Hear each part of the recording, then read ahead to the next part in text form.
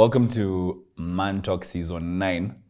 Easily the most epic season that we will have delivered to our audiences. Eli, what is better than a poet? Last season finale, we said we wanted a poet. What's better than a poet, buddy?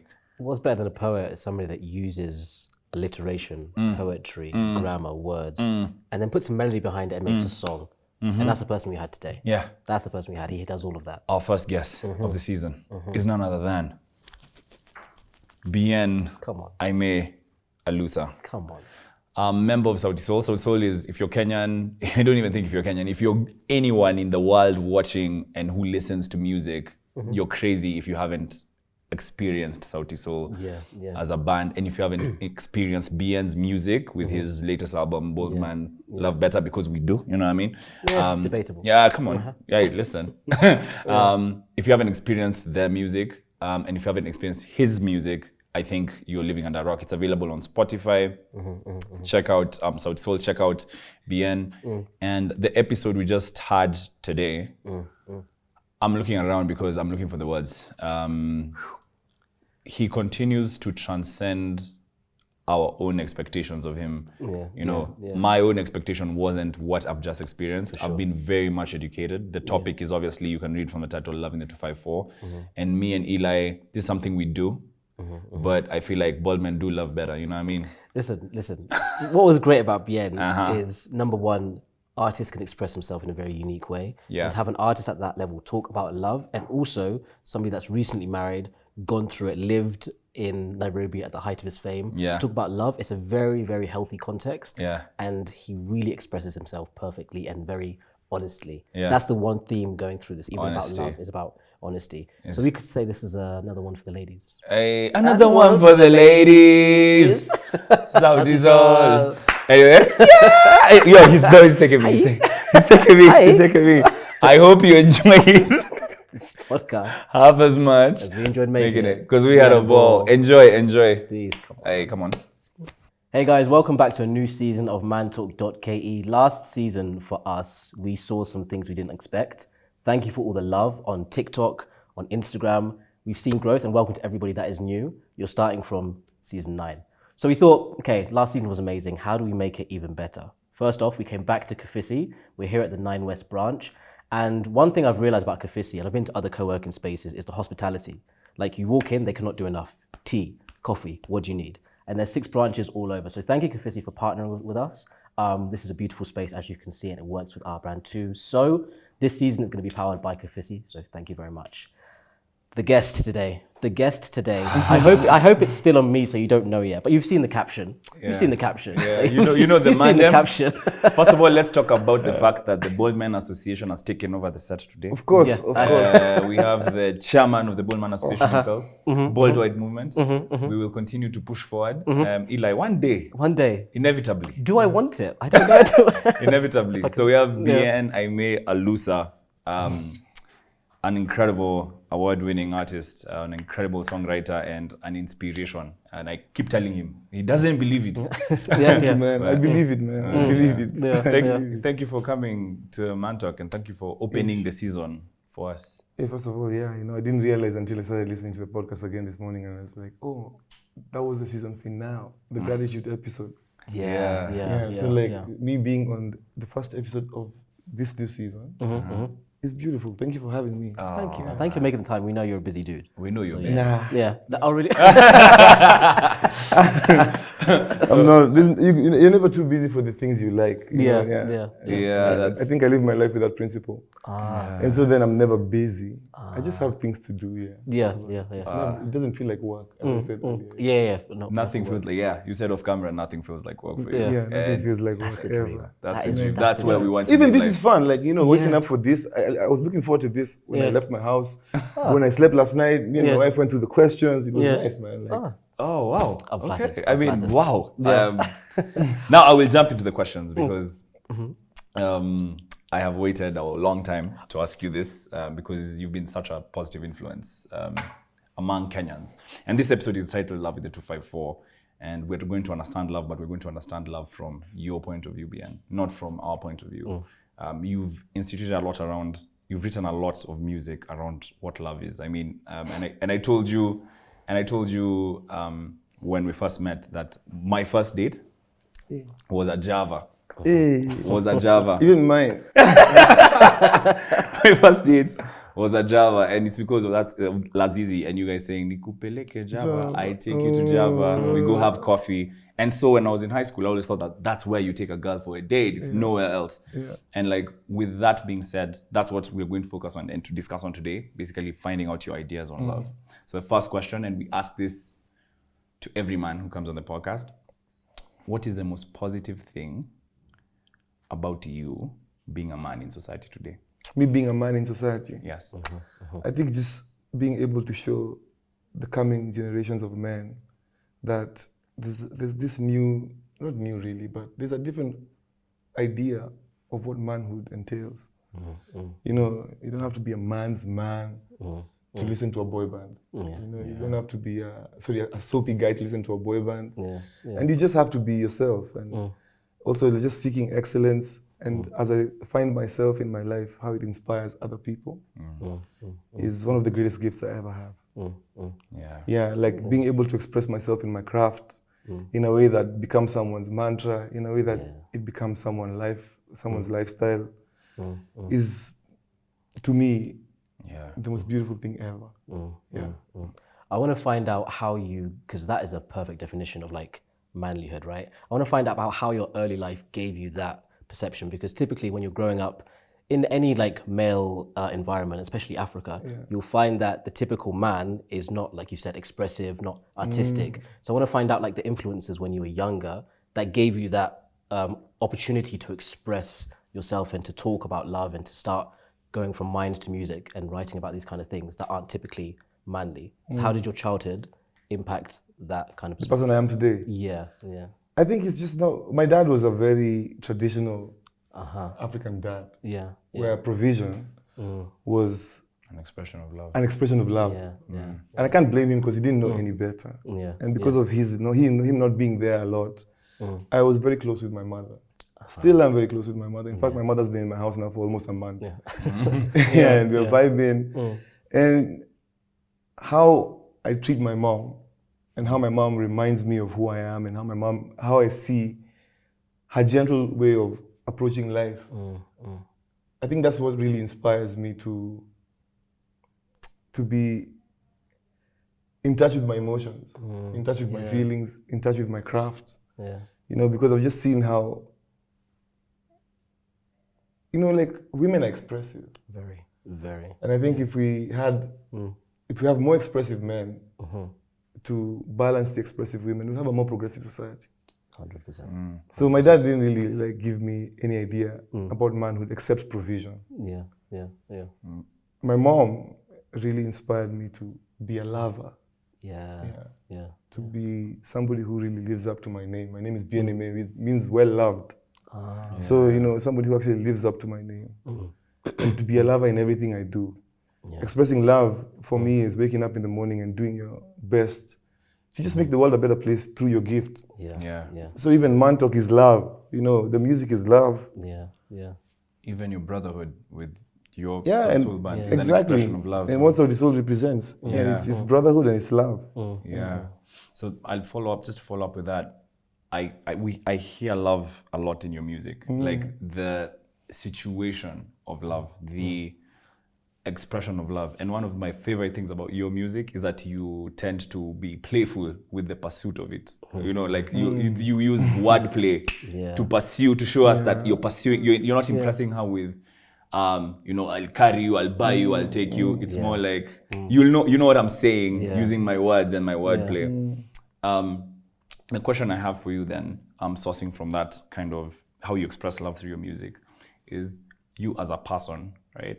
Have you, as you've kind of grown into love, when was the first instance when you knew that I am experiencing love that needs to be expressed through music?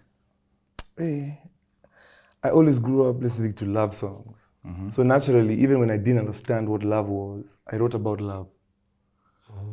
Even in the beginning of my career, by the time I was singing Lazizi, I'd never been in love in my life. You know? But it expressed what love was to me at the time. I just wanted to take a chick out for coffee in a nice place. And you know, love has continuously progressed to change, like has continuously changed its meaning in my life over the years.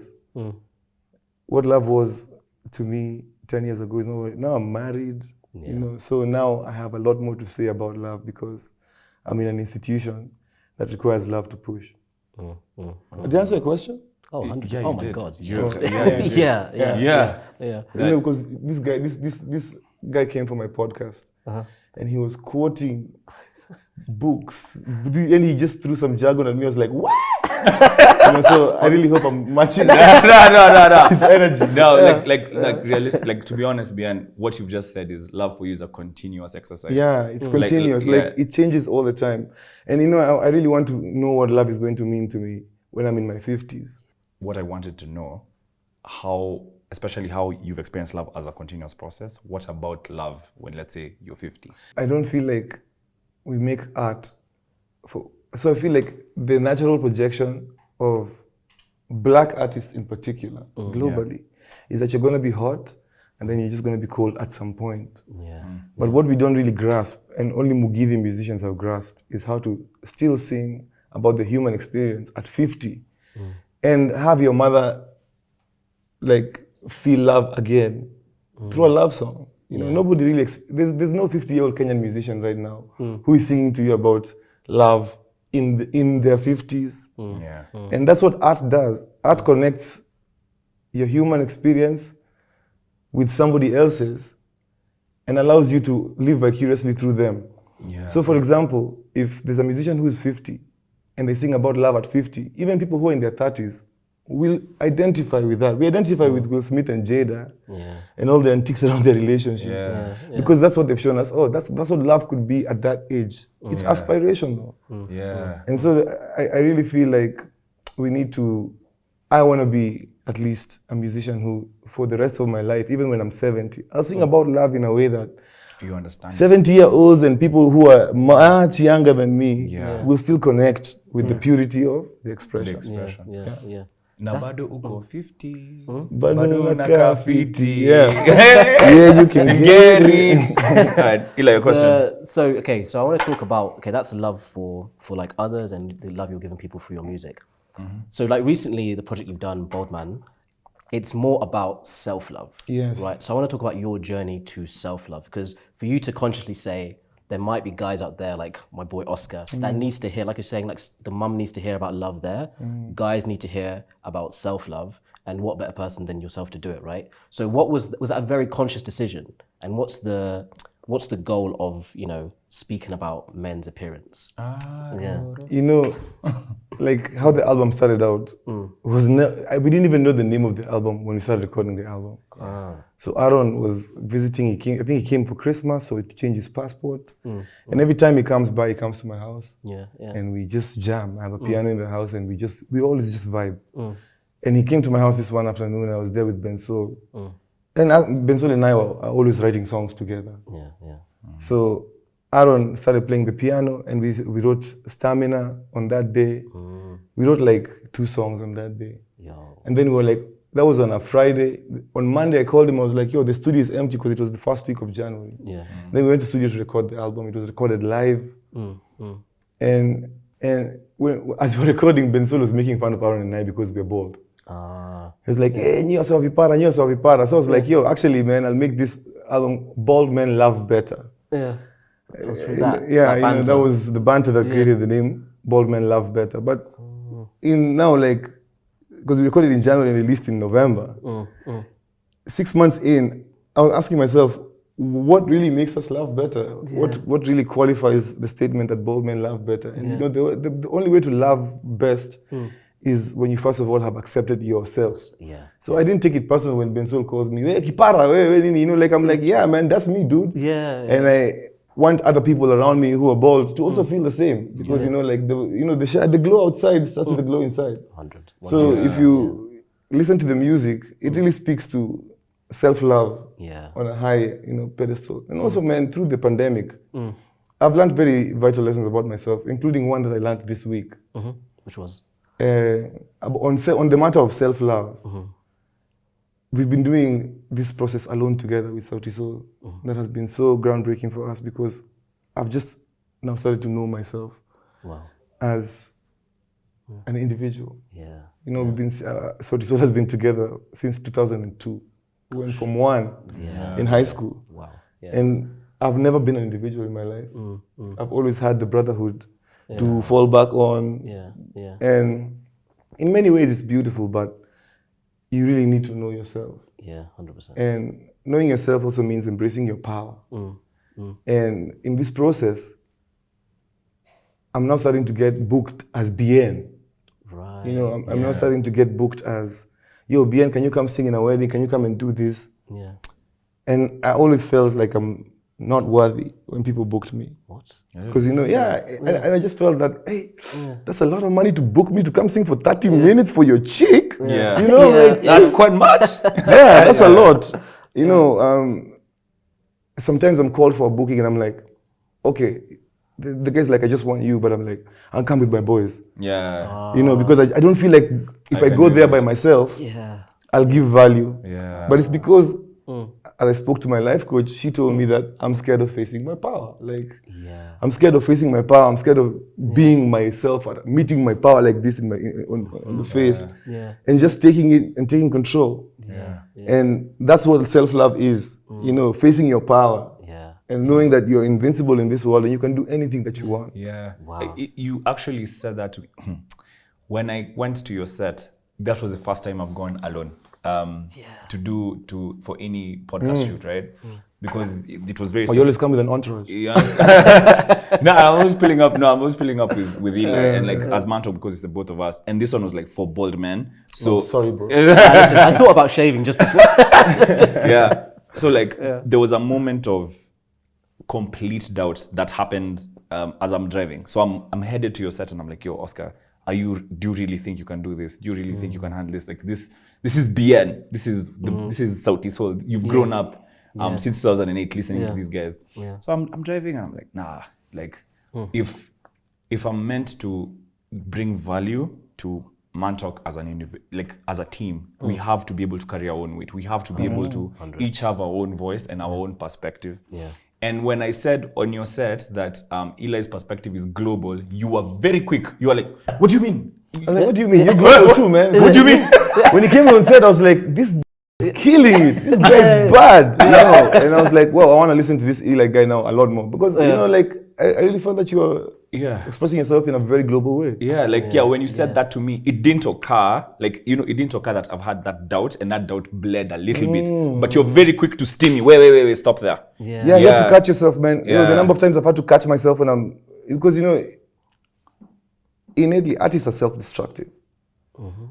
So you have to guard your confidence at all times and know that you're worthy of anything you do. Man, this podcast is a life-changing piece of work. The number of people who are not committing suicide because they listen to this, the number of people who are loving better because they listen to this is crazy. So you should actually give yourself a pat on the back. Thank you. You're doing an amazing job, guys.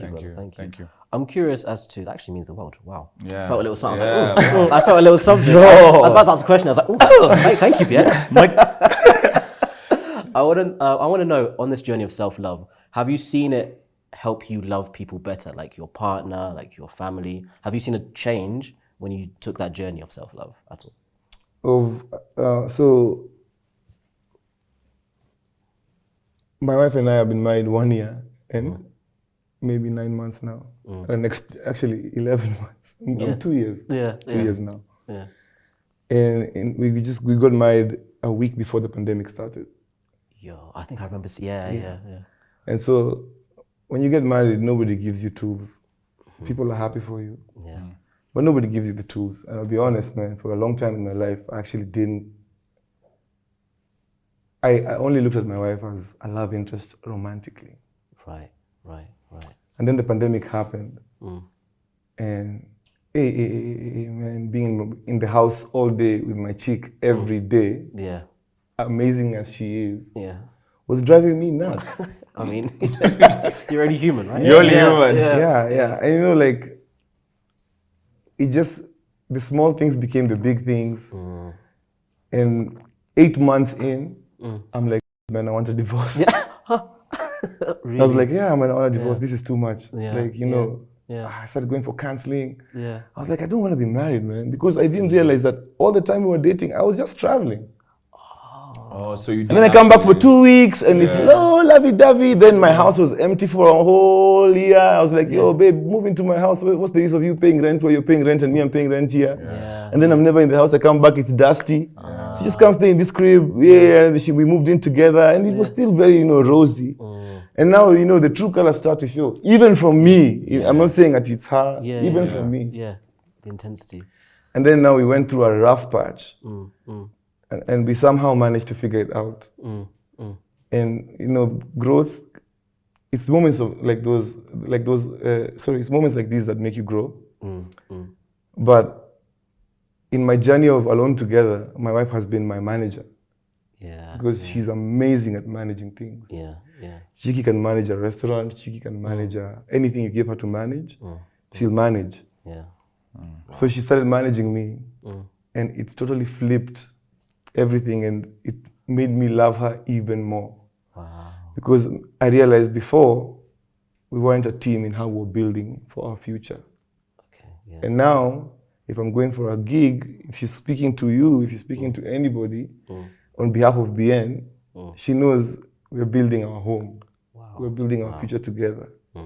And that gave so much meaning to my relationship with my wife. Yeah. And you could only express that from a place of you doing the self-work. Exactly. You understanding yourself. I had to really catch myself also many times there, you know, because in finding yourself, you get the imposter syndrome. You get all these different things. Am I worth it? And she was also building a studio at the time. So there's all these expectations that you give one another. That she expects me to go and do the floor in her studio.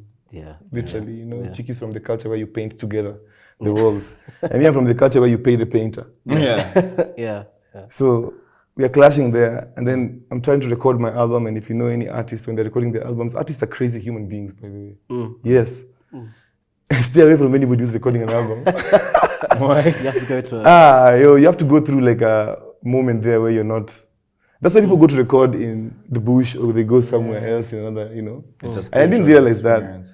So like, I'm from recording my album, I get back home in the evening, it's COVID times, we don't have a house help because our house help isn't coming. And my wife is calling me for leaving my dishes on the table. And I'm like, I'm a superstar, what the hell is wrong with this woman? Do you know what I just did in the studio? I'm from recording a hit. You know what I'm saying? Yeah, or maybe I'm chilling in the house with my headphones on, listening to my and you're like, you're not spending time with me. I'm like, this is more important. This is my legacy, you know? Because at that time, I'm crazy about that stuff. But I got over myself. She got over herself. We both had very honest conversations, and that just revolutionized our relationship, man. I think we're in the best space we've ever been right now. We've never grinded as a couple like that. And it's not even public grind. You know, that's what I like. It's not that she's taking pictures every day on the gram and everything. No, man, it's just, hey, she's picking the calls, I'm showing up. You know, we have a target for the future. We have a target for where we want to live, what we want to achieve together. And we're going for it. And that's now like another dimension of love that I didn't even know.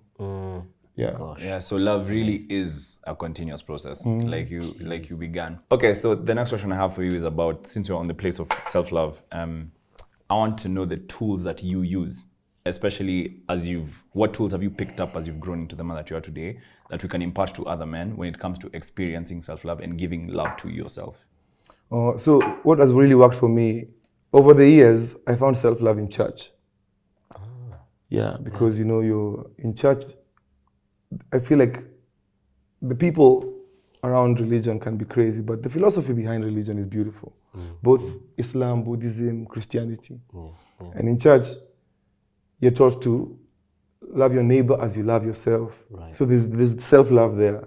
You know, if you wouldn't want something bad for you, don't want it for somebody else. Exactly, And then there's also just things like your body is the temple of God. You're God, you know, like you're in His image and likeness. So self-love begins in you taking care of yourself, taking care of the temple, you know, being a virgin until you're married. You know, but just that kind of And then because of one reason or the other, I haven't been really, I'll be honest, man, I haven't been a church goer. Yeah. That's because of other reasons. But anyway, I got a life coach. And I realized that I'd also forgotten who I was. I didn't love myself. If I'm being a bad husband, it's because I don't love myself. And so when I got a life coach, my life coach actually helped me remind myself who I am and my purpose. And I realized that when I reminded myself of who I was and I treated myself with love and compassion, then I was a beautiful person within and outside as well. Like I was a more loving husband. I was more caring to my brothers in the label, you know, and Sauti Sol. It made me a better person generally. There's a quote from the Quran. I think it was from the Quran, and since you're talking about many religions, that goes, for they forgot about God, so God made them forget about themselves.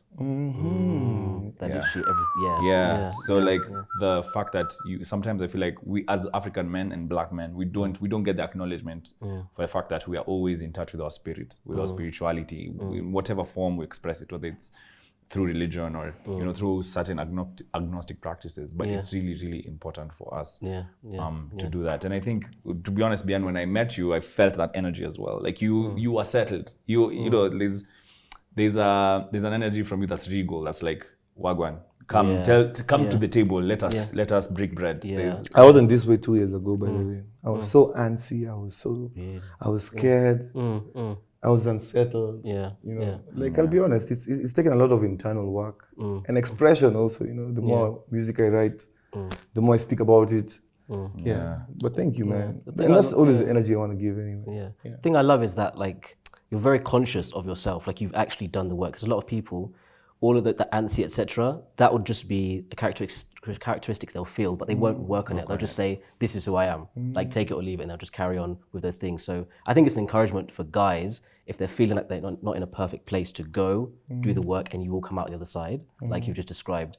So me and Oscar, every time there's somebody here that has achieved marriage, achieved like love and happiness, we have to get some value from them because we are both single guys, right? We are both single guys.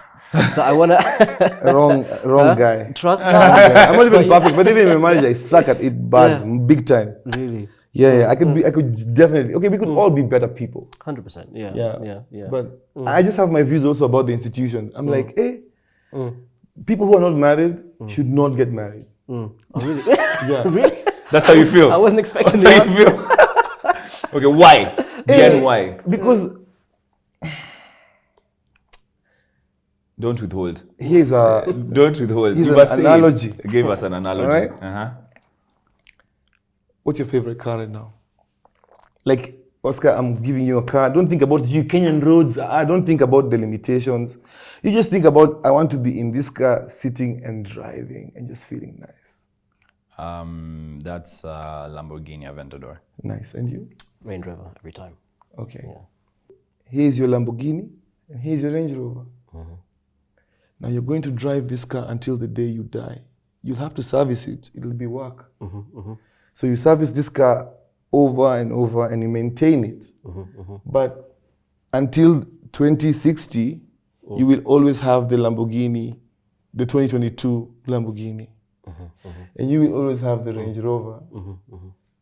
And you're not meant to look at another car. Like, let me tell you, don't try buy another car, okay? A newer version of that car. Don't you bring it in this house. And let me not see you cheating on me in another car, okay? I don't want to see you, like, let me not see you driving around in another car except the one that you said is your dream car now. And you know, you realize that from 2022 to 2060, in between, there are many times you will not want that car. There's new models. You will see newer models. Sometimes it'll break down. There's the wear and tear. But you have to keep on working on it to make sure that you maintain it to serve you right. And then in 2060, the car becomes a classic. The question is, are you going to be able to stay until the car becomes a classic? People make that decision in their 20s. And they're not able to stay until the car becomes a classic. So they sell the car 3 years in. They sell the car. I was about to sell my car 6 months in. Hey, Stucky. Yeah, the engine, there's leakages. Yeah, so you really need tools. Yeah. And you need to have the hard conversations before you get married. And also I think I don't consider myself to be in a marriage anymore. I'm in a very amazing partnership, friendship. Wow, yeah. Because actually when I was getting married to Chiki, we didn't talk about, so can you manage me? We never had that conversation. Yeah. But now that's turning out to be the most important conversation. That's what I'm bringing to the table. That's what she's bringing to the table. Yeah. And you really need to understand that life really switches up. People change as they are meant to, as they're supposed to. Yeah. So when you find the one, you know, do the work. Wait, in fact, now that's what you have gone that there. Sentence. So for me, Bien, I've realized that the song you sang about Nairobi is actually very, very true.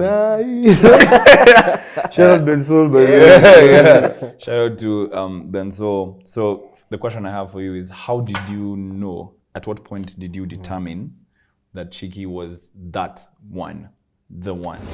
So don't start over here. If you're a guy who doesn't, these mistakes I made in my relationship, I used to cook a lot for Chiki. I don't cook anymore. So she's like, she always makes fun of me. Like, Bien, the last time you cooked for me was like 4 years ago on Valentine's. Yeah. Because in the beginning of the relationship, I was fronting. Yeah. You're playing a role. Yeah. You can't really keep. That is not love. Yeah.